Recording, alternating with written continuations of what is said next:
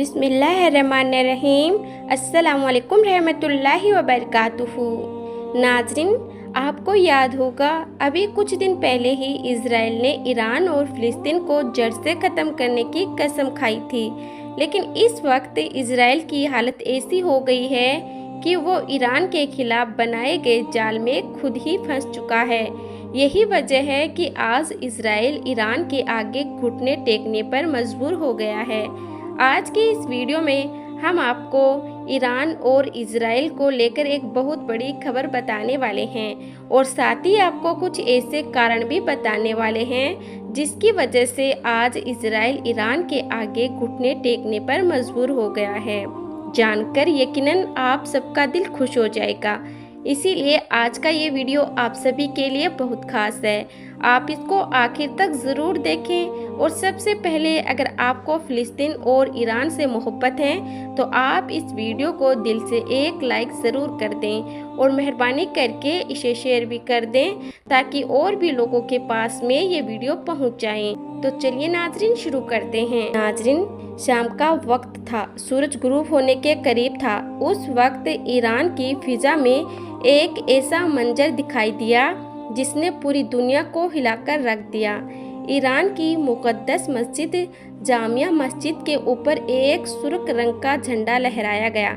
ये कोई आम झंडा नहीं था, बल्कि ये वही सुर्ख आलम था जो सदियों से मजलूमों की फरियाद और जालिमों के खिलाफ इंतकाम की अलामत समझा जाता है। ये झंडा सिर्फ हज़रत इमाम हुसैन रज़ियल्लाहु ताला अन्हु की कुर्बानी की याद में उठाया जाता है, लेकिन आज इसे ईरान की छत पर लहराया गया और इसका मतलब सिर्फ एक ही था, इंतकाम लिया जाएगा।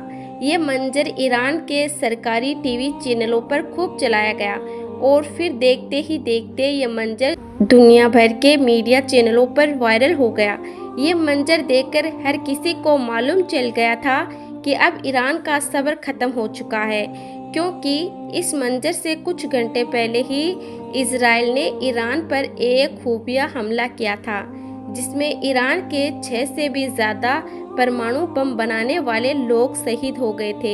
ये मंजर देखकर मस्जिदों में सफ़े मातम में बिछ गई, लोग सड़कों पर निकल आए और हर कोई इज़राइल से इंतकाम लेने की बातें कहने लगा।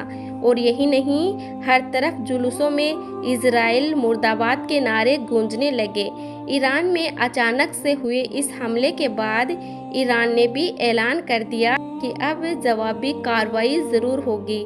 इसके बाद ईरान की जवाबी कार्रवाई जुम्मा की रात को शुरू हुई। इस ऑपरेशन का नाम रखा गया वादा सादिक सोम। ईरान के इस इंकलाब ने इजराइल पर 150 भी ज़्यादा मिसाइलें दागी। इन मिसाइलों का टारगेट था एल अवी वफा जैसे इजराइल के बड़े शहर। इन हमलों में इजराइल के बहुत सारे इलाकों में आग लग गई, बहुत सी इमारतें जमींदोज हो गई, दर्जनों इजरायली मारे गए और बहुत सारे जख्मी भी हो गए। ईरान के इस हमले से इजराइल बौखला उठा और कहने लगा कि ईरान के ये हमले उनकी सिक्योरिटी लाइन को पार कर चुके हैं, अब वह मुकम्मल जंग की तरफ बढ़ रहे हैं। इसी दौरान ईरान से एक चौंका देने वाली खबर निकलकर सामने आई, जिसमें ईरान के सुप्रीम लीडर अली खामनाई ने एक प्रेस कॉन्फ्रेंस में ऐलान किया कि अब ईरान हर तरह की जंग के लिए तैयार है।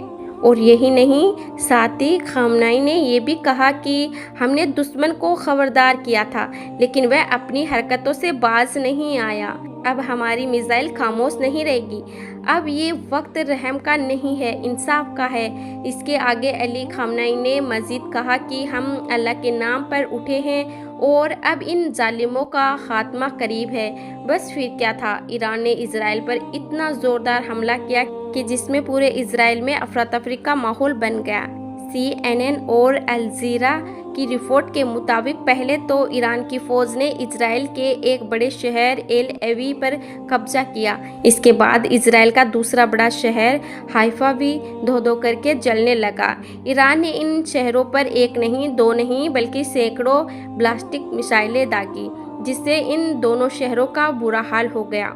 और इस तरह से पूरे इजराइल में अफरा तफरी का माहौल बन गया। फिर खबर आई कि इजरायली सदर नेतन्याहू देश छोड़कर भाग गया है। CNN और अल जज़ीरा रिपोर्ट के मुताबिक जैसे ही तेल अवीव के बाद हाइफा जैसे बड़े शहर पर एक के बाद एक मिसाइल दागी गई, तो इसके फौरन बाद ही इजराइल सदर नेतन्याहू ने अपनी रिहाइश गाह से भागकर किसी खुफिया बंकर में पनाह ले ली, जबकि कुछ रिपोर्ट्स में दावा किया गया कि वह अपना मुल्क छोड़कर कहीं फरार हो चुका है। लेकिन इजरायली मीडिया इस सच्चाई को छुपाने में लगी हुई है।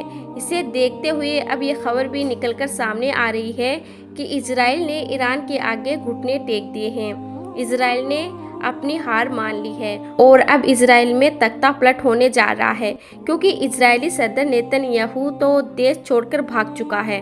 अब नेतन्याहू के जो करीबी हैं उनके भी एक एक करके उनको पदों से हटाया जा रहा है।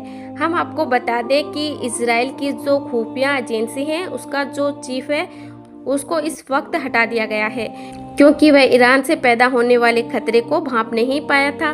इस वजह से उसको हटा दिया गया है और इसके साथ साथ ही नेतन्याहू के और भी बहुत सारे करीबियों को उनके पदों से हटाया जा रहा है और अब बहुत ही जल्द इजराइल में तख्ता पलट होने की आशंका जताई जा रही है। इसी बीच अमेरिका राष्ट्रपति डोनाल्ड ट्रंप ने फौरी तौर पर नेतन्याहू से राब्ता किया है और हर तरफ से साथ देने का भरोसा दिया है। लेकिन इसके साथ ही अमेरिकी अवाम में भी इस बात का सवाल उठने लगा है कि क्या अमेरिका वाकई में एक ऐसी जंग में कूदने जा रहा है जिसके असरात पूरी दुनिया पर होंगे। हालांकि कई पश्चिमी देशों में ईरान के इस हमले की मजम्मत भी की है।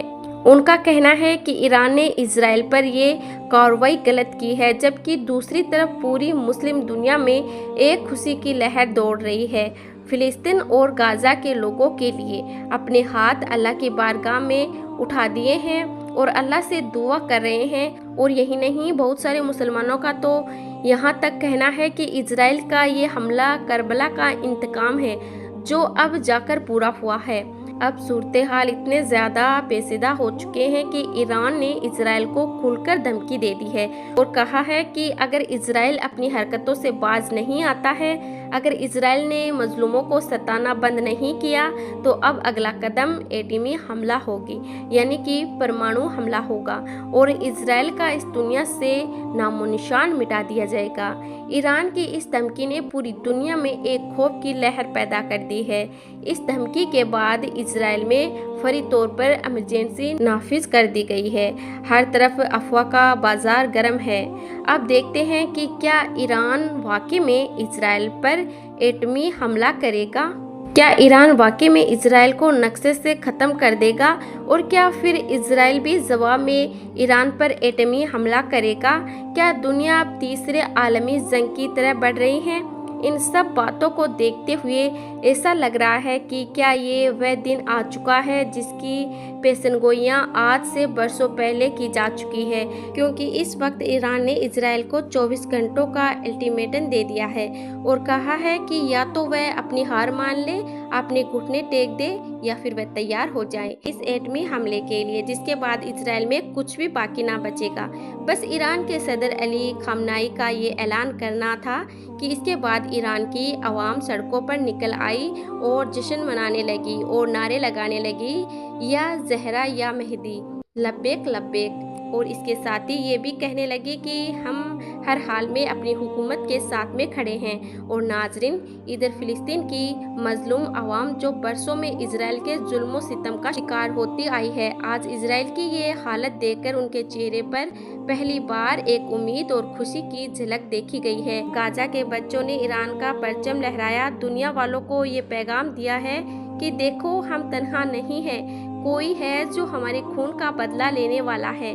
नाजरीन, अब देखना यह है कि अगले 24 घंटों में क्या होता है, अगले 24 घंटे क्या रंग लाती है। क्या ये जंग सिर्फ मिसाइलों तक महदूद रहेगी या फिर ये जंग एटमी धमाकों में तब्दील हो जाएगी? और क्या इस पर मुस्लिम दुनिया खामोश बनी रहेगी या फिर वह सब मिलकर कोई बड़ा कदम उठाएंगे? क्या उनका ज़मीर जो बरसों में सोया हुआ था, क्या उनका ज़मीर जागेगा या फिर तारीख एक बार फिर खून से लिखी जाएगी? अब देखना यह है कि ईरान और फिलिस्तीन की इस जंग का अंजाम क्या होगा। हमें लगता है कि अंजाम तो वही लिखेगा जिसके पास में हिम्मत होगी, जिसके पास में सच होगा और ईमान होगा। दुनिया आज एक ऐसे मोड़ पे खड़ी है जहां सिर्फ फैसला होना बाकी है। अल्लाह ताला से दुआ है कि अल्लाह पाक ईरान को गैब से मदद फरमाए और ईरान को इजराइल पर फतह नसीब करें और इजराइल को नस्तो नाबूद कर दें। आमीन अल्लाहुम्मा आमीन। एक बार आप भी कमेंट बॉक्स में आमीन ज़रूर लिख दें। आपका वीडियो देखने के लिए बहुत बहुत शुक्रिया।